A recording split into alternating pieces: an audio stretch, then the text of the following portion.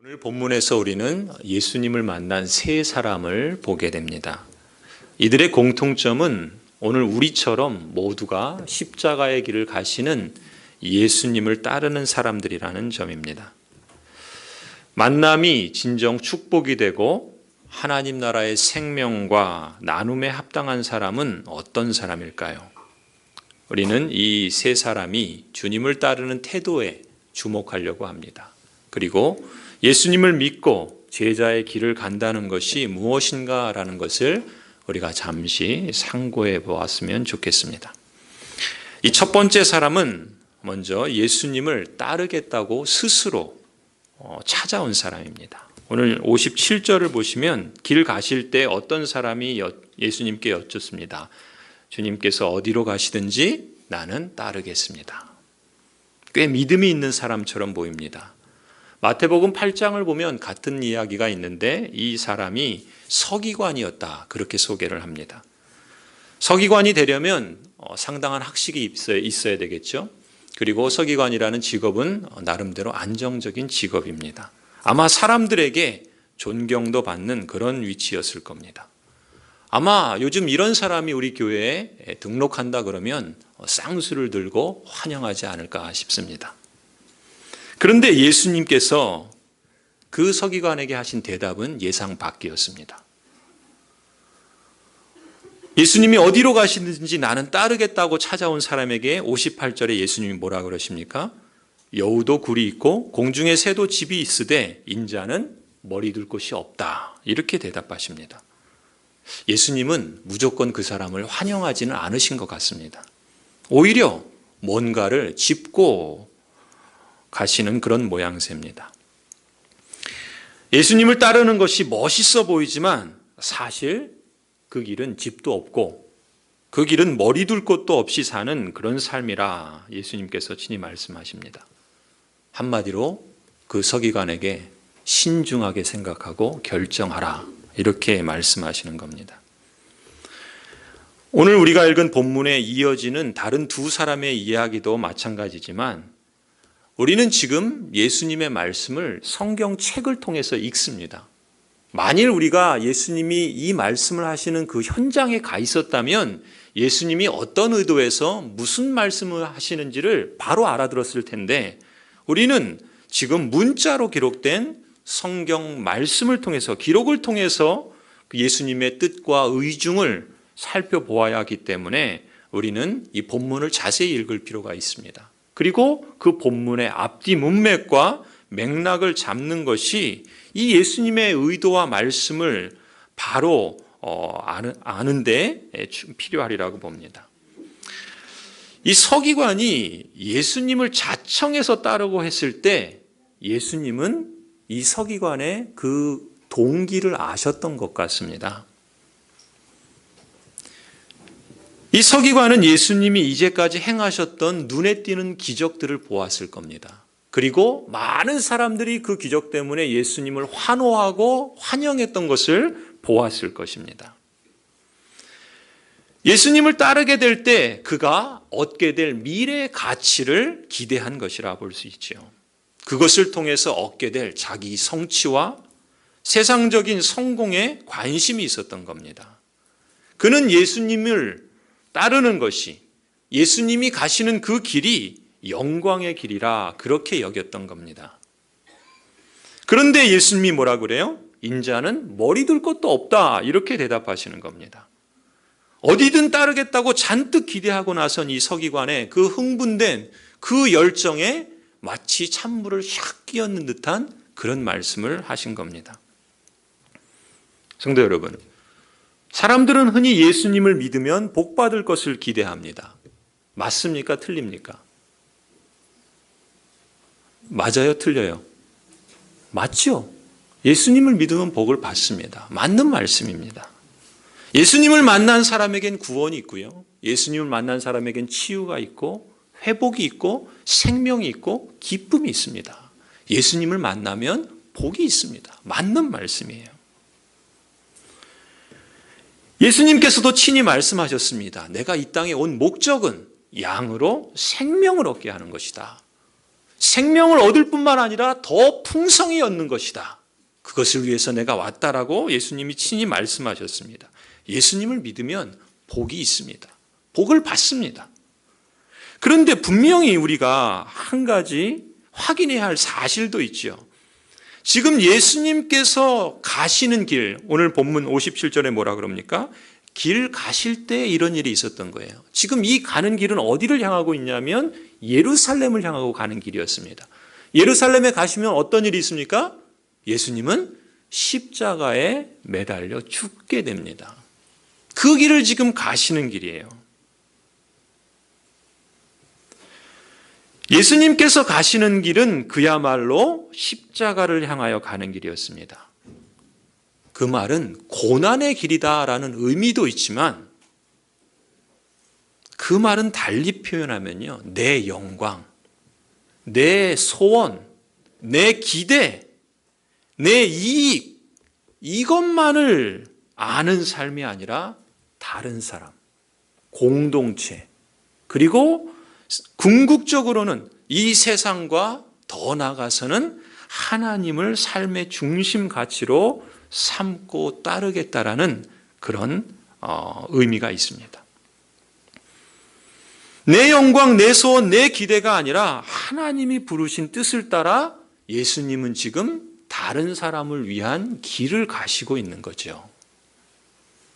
예수님이 뭐라고 말씀하십니까? 아무든지 나를 따라오려거든 어떻게 하라고요? 자기를 부인하라 그럽니다. 자기를 부인하고 더 나아가선 자기 십자가를 지고 예수님을 따르라 말씀합니다. 여러분, 자기를 부인하라는 것이 무엇이겠습니까? 자기 중심, 자기 이익, 자기 기대, 자기 욕망, 자기만 아는 삶이 아니라 다른 사람, 공동체, 세상, 더 나아가서는 하나님의 그 뜻을, 하나님의 가치를 삶의 중심 가치로 삼고 따르라는 말씀 아니겠습니까? 하나님이 세상을 이처럼 사랑하셔서 독생자를 주셨다 말씀하죠. 하나님은 나만을 위해서 죽으신 것이 아닙니다. 이 세상을 사랑하셨기 때문에 독생자를 주셨습니다. 나 혼자만이 아니라 세상이라는 것이죠. 제자라는 말은 무슨 말입니까? 제자라는 말은 이제는 자기 욕망과 가족 이기주의라고 하는 욕심을 따르는 삶이 아니라 그 스승과 그 주인을 따르는 보다 넓은 가치를 따르겠다라는 것 의미 아니겠습니까? 그런데 지금 이 서기관처럼 예수님을 어디든 따르겠나이다 이렇게 말은 하는데 정작 그 동기는 뭐예요? 자기 영광을 구하는 겁니다. 자기 기대, 자기 소원을 구하는 겁니다.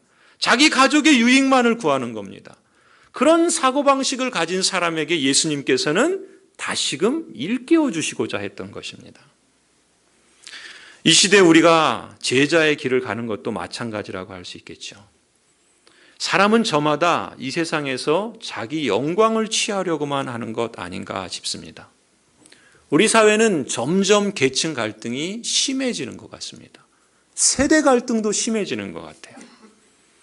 그러면서 우리의 분노 지수는 점점 높아지는 것 같습니다. 그래서 잘못 걸리면 괜히 지나가는 사람 얼굴 쳐다봤다가 된통 화를 당할 수도 있고 애매한 사람이 억울한 일을 당할 수도 있는 그런 사회를 살아갑니다.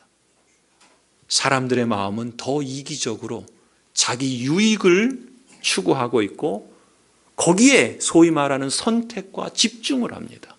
내 만족을 찾고 내 유익을 구하는데 거기에 혈안이 되었고 그렇지 못해서 그것을 분노로 그것을 표출하는 그런 사회로 치닫고 있는지도 모르겠습니다. 그러나 우리 사회는 그렇게 부정적이지만은 않습니다. 지난 목요일 우리 고양동 복지관에 다녀왔습니다.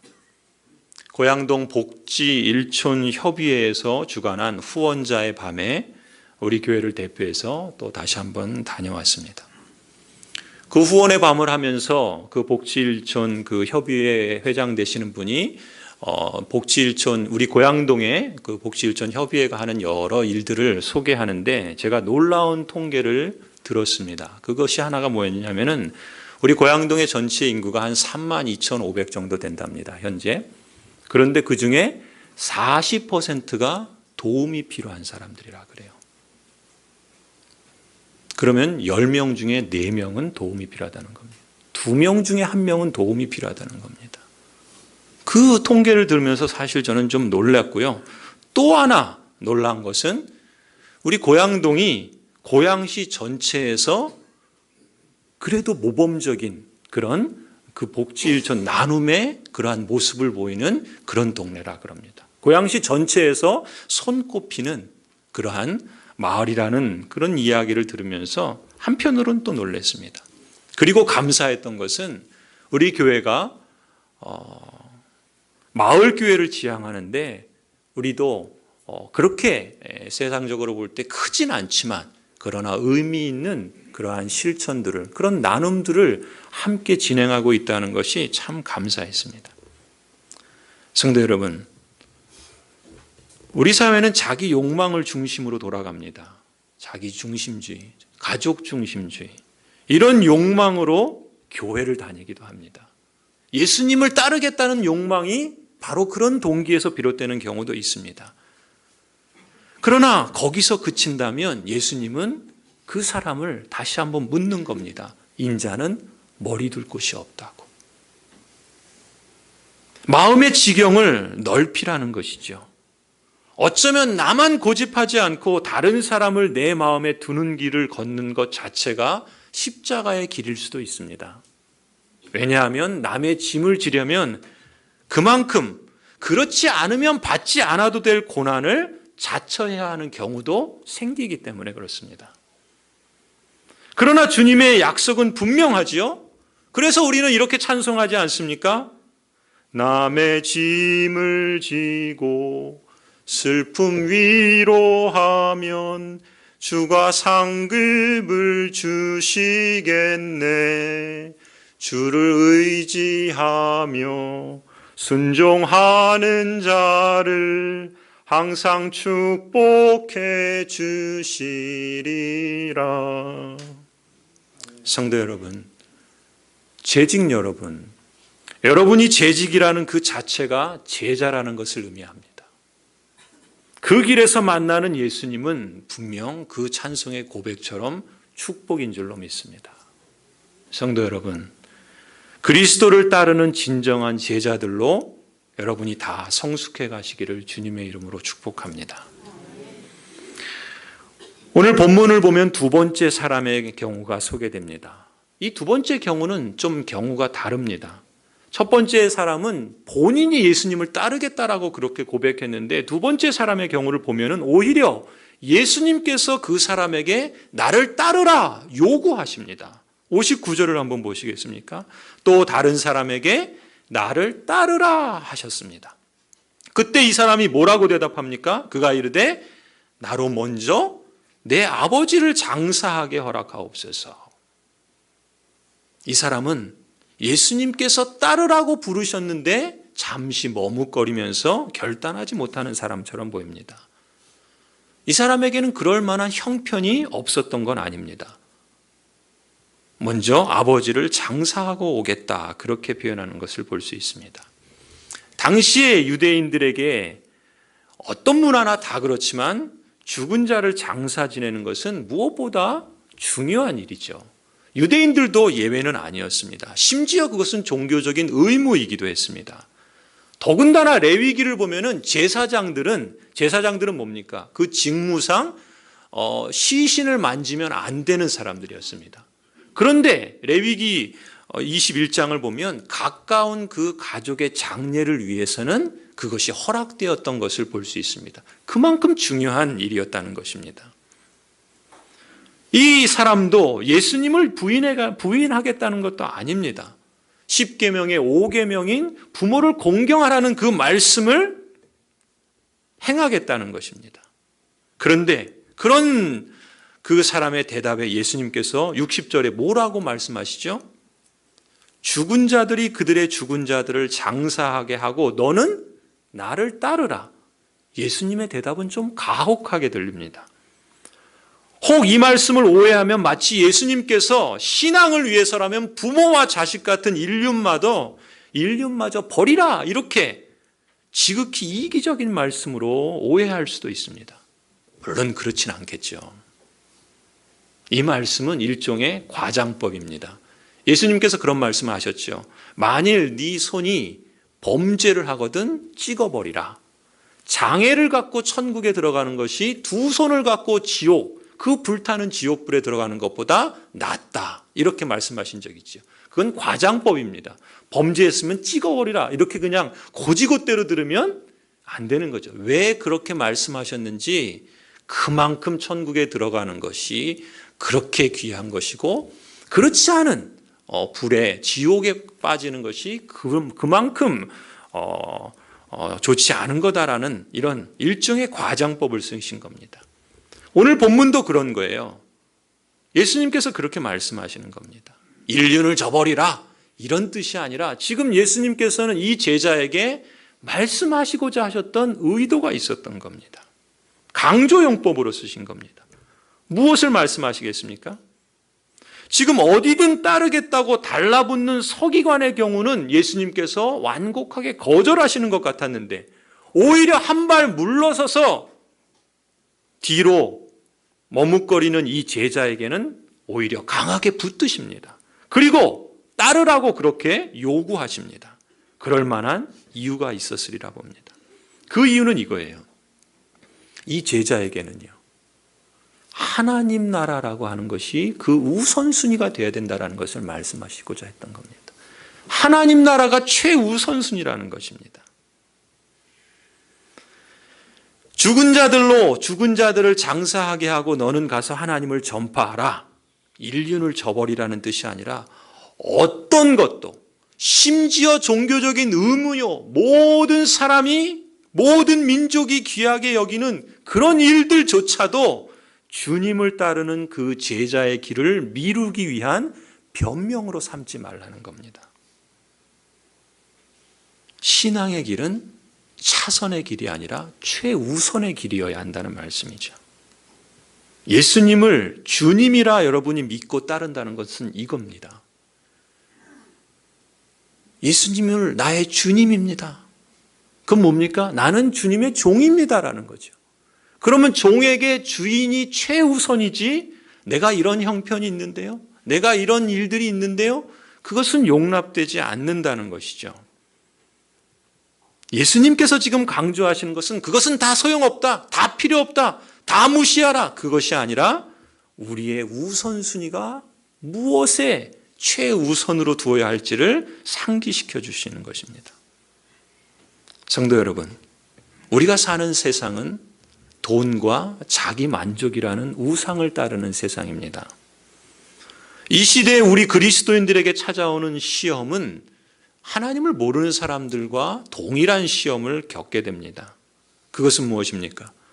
나도 세상 사람처럼 잘 살고 싶은 미련이 있는 겁니다. 나도 성공하고 싶은 욕심이 있는 겁니다. 아니, 어쩌면 그건 미련이나 욕심이라고 부르기보다 그저 사람이라면 누구나 갖고 있는 그저 평범한 바램인지도 모르겠습니다. 그러나 예수님께서는 그렇게 말씀하시는 것이죠. 그렇다 할지라도 신앙의 길을 최우선이 아닌 차선이나 그 다음으로 미루지 말라는 것입니다. 실제로 우리는 그런 도전들을 수시로 직면합니다. 이 세상을 살아가 보다 보면 말씀을 들을 때는 그 말씀이 맞는 것 같은데 우리의 가정에서, 일터에서, 또 세상에서 현실을 맞닥뜨리면 끊임없이 우리에게 찾아오는 유혹과 도전은 이런 것입니다. 그때 우리 마음에 여기에 자꾸 타협하게 되면 우리 삶에는 제자의 길을 걷는 것을 뒤로 미루기에 충분하게 보이는 그러한 변명거리들이 수도 없이 보입니다. 그렇지 않을까요? 하지만 그것은 마치 예수님께서 비유로 말씀하셨죠. 혼인잔치를 임금이 베풀었습니다. 그래서 많은 사람들을 초청했어요. 그런데 사람들은 어떻게 합니까? 장가 가야 된다고, 시집 가야 된다고, 밭을 사야 된다고 이런저런 이유 때문에 거절했습니다. 그것과 다를 바가 없다는 것입니다. 성도 여러분, 우리는 실제로 늘 바쁩니다. 바쁘지 않은 사람이 없어요. 심지어 뭐라 그럽니까?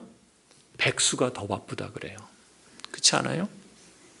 죽을 때까지 인생은 늘 바쁩니다. 이 일로 바쁘고 저 일로 바쁘고, 그래서 좀 더 나중에를 외치며 우리는 신앙의 길을 자꾸 뒤로 미룹니다. 그러나 그러한 사람이 맞게 되는 결국은 예수님께서 말씀하시죠. 어두운 데서 슬피 울며 후회하게 된다는 것입니다. 예수님의 경고를 저 역시 무거운 마음으로 여러분에게 드리는 걸 용서해 주십시오. 그런데 한번 가만히 생각해 보십시오. 우리는 늘 바쁜데 내가 욕망하는 것은요, 무슨 수를 써서라도 거기에 시간을 냅니다. 돈을 씁니다. 몸이 거기에 있습니다. 그렇지 않습니까? 왜 그럴까요? 내 마음의 우선순위가 거기에 있기 때문에 그렇습니다. 마음의 우선순위를 어디에 두느냐의 문제인 거죠. 예수님께서는 이렇게 과장법을 쓰실 정도로, 여러분, 그 부모를 장사 지내는 것보다 더 귀한 일이 어디 있겠습니까? 그럴 정도로, 이 과장법을 쓰실 정도로 예수님께서는 제자의 길에서 최우선순위가 무엇인가를 상기시켜 주셨던 것입니다. 성도 여러분, 신앙의 길은 차선이 아닙니다. 최우선의 길이다라는 것을 기억하십시다. 기회가 주어질 지금입니다. 기회가 주어진 지금 그 주님의 부르심에 응해서 제자의 길을 걸어가실 수 있기를 당부드립니다. 사명이 있는 자는요, 결코 멈출 수 없는 겁니다. 여호와를 만날 만한 때에 찾으라 그래요. 가까이 계실 때 그를 부르라 그럽니다. 저와 여러분이 그 말씀을 우리의 삶으로 이어갈 수 있기를 소원합니다. 마지막 세 번째 사람을 보시면요, 이 사람도 역시 주님을 따르겠습니다 라고 말하는 사람입니다. 두 번째 사람과 크게 다르지 않아요. 61절을 보시면 61절에 뭐라 그럽니까? 또 다른 사람이 이르되 주여 내가 주를 따르겠나이다. 그런데 토를 달죠. 내가 주를 따르겠나이다마는 나로 먼저 내 가족을 작별하게 허락하소서. 이 사람은 아마도 양다리를 걸치고 미루는 사람 같아 보입니다. 예수님을 따르긴 하겠는데 역시 세상에 대한 미련을 버리지는 못하는 사람입니다. 예수님은 나를 따르기로 작정했다면 다른 곳에 마음을 빼앗기지 말라 하십니다. 그게 62절이죠. 손에 쟁기를 잡고 뒤를 돌아보는 자는 하나님 나라에 합당하지 않다. 제자의 길을 따르기로 했는데 자꾸 뒤를 돌아보는 사람에게 앞을 향해 나아가는 겁니다. 여러분, 운전하시는 분들, 여러분 도로를 주행하고 있는데, 고속도로를 달리는데 자꾸 뒤돌아보면서 운전한다고 한번 생각해 보십시오. 어떤 일이 일어나겠습니까? 뻔한 결과죠. 마치 지금 그렇게 말씀하시는 겁니다. 당시의 속담을 들어서 말씀하시는 거예요. 뒤를 돌아보고 달리면 사고가 나는 것처럼 주변에 일어나는 상황들의 마음이 우리는 흔들릴 수 있는 것이죠. 그렇게 그 말들에 따라가다 보면 방향을 잃게 됩니다. 주님께 초점을 맞추라. 그렇게 나아가라. 그럴 때 하나님 나라에 합당한 자로 서게 된다는 것이죠. 예수님께서 지금 예루살렘에 향해 길을 가시면서 십자가를 지나서, 그 십자가를 지나서 더 풍성한 영광의 길, 생명의 길을 내다보시는 것처럼 우리가 그 길을 나아가도록 우리를 초대하고 계시는 겁니다.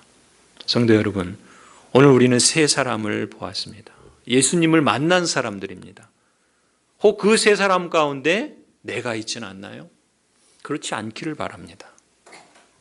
그러나 오늘 잠시 생각해 보시기 바랍니다. 내가 예수님을 믿고 교회에 나온 동기가 무엇인가? 내가 예수님을 믿고 따를 때 과연 그걸 최우선순위로 삼고 있는가? 내가 예수님을 믿고 따르는데 양다리를 걸치고 있지는 않는가? 여러분, 이 세 사람의 그 특징을 보시면요, 예수님은 첫 번째 경우처럼 그 동기와 목적이 그릇된 서기관의 요청은 어떻게 하십니까? 거절하십니다. 그런데 두 번째, 세 번째 제자들, 사명을 깨닫지 못하고 방법과 순서를, 우선순위를 혼동한 제자는 오히려 잡으십니다. 여러분, 방법과 순서, 우선순위를 혼동하고 있을 때는 바꿀 여지가 있습니다. 그러나 그 동기와 목적이 그릇되면은요, 거절의 경우밖에 없습니다. 하나님은 우리의 마음을 보신다, 마음의 중심을 보신다라는 걸 우리가 잘 알고 있죠. 세상적인 명예와 자랑을 위해서 외적으로 대단한 헌신과 열심을 보이려는 사람은요, 사람에게 이미 상을 받습니다. 그러나 그게 하나님의 입장에서 그렇게 좋은 것만은 아니지 않습니까? 어쩌면 그 사람은 주여 주여 하는 그런 사람인지도 모릅니다. 그 사람을 주님은 너를 모른다 하시지 않습니까? 제자는 이미 예수 그리스도를 믿는 자라는 점에서 근본적으로 다른 사람이고 복된 사람입니다. 하지만 예수님을 따르는 제자라도 삶에 부딪히는 고난이 있고 시험이 있고 도전들이 있습니다. 그래서 주님을 의지하고 따르려는 마음이 흔들릴 때가 있습니다. 그 우선순위가 흔들리지 말라고 말씀하시는 겁니다. 좌충우돌하더라도 방향을 바로잡으라는 것입니다. 예수님도 말씀하시죠. 제자들에게 마음은 원인데 육신이 약하다. 여러분, 그때 예수님께서 어떻게 하시죠? 그 제자들을 버리지 않습니다. 버리지 않죠. 어떻게 하십니까? 오히려 놓지 않으십니다. 붙잡으십니다. 심지어 3번 부인하고 저주까지 한 베드로를 찾아가셔서 다시금 그를 일으키십니다. 여러분, 주님은 때때로 우리에게 호되게 말씀하실 때도 있습니다. 때로는 우리에게 너무 매정하게 대하실 때도 있습니다. 그때 기억하십시다. 그만큼 사랑하시기 때문에 그렇습니다. 그만큼 우리를 포기하지 않으시겠다는 의지의 표현입니다. 마치 아비가 자식을 포기하지 않는 것처럼. 오늘 우리의 삶에 예수 그리스도를 믿고 따르는 그 삶을 이미 허락하셔서 여러분이 이 자리에 있는 줄 믿습니다. 우리의 신앙을 한번 다시금 돌아보십시다. 그래서 내가 예수 그리스도를 믿는 그 동기가 나만이 아니라, 나 가족만이 아니라 그 지경을 좀 더 넓힐 수 있기를 바랍니다. 내 삶의 우선순위를 그리스도에게 두시길 바랍니다.